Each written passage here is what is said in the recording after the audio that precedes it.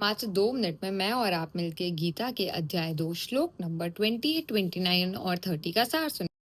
हे अर्जुन, संपूर्ण प्राणी जन्म से पहले अप्रकट थे और मरने के बाद भी अप्रकट हो जाने वाले हैं। केवल बीच में ही प्रकट है। फिर ऐसी स्थिति में क्या शोक करना? तो भगवान कह रहे हैं, जब तक कोई जन्मा नहीं था तब तक भी वो प्रकट नहीं हुआ था और मरने के बाद भी वो प्रकट नहीं हुआ था। सिर्फ बीच में ही तो प्रकट था, तो इसमें शोक क्यों करना है तुझे?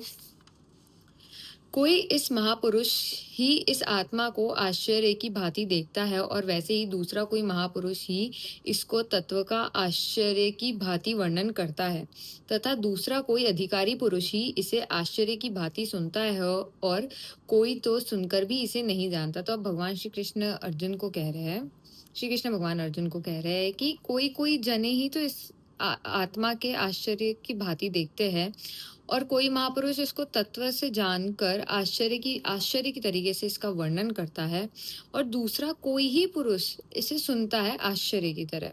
तो कोई कोई तो इसे सुनकर भी नहीं जान पाते। हे अर्जुन, यह आत्मा सबके शरीर में सदा ही अवध्य है। इस कारण संपूर्ण प्राणियों के लिए तू शोक करने के योग्य नहीं है।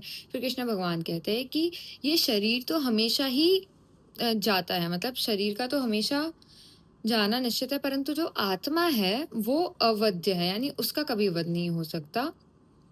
तो इसलिए तू संपूर्ण प्राणियों के लिए ही शोक करने योग्य नहीं है।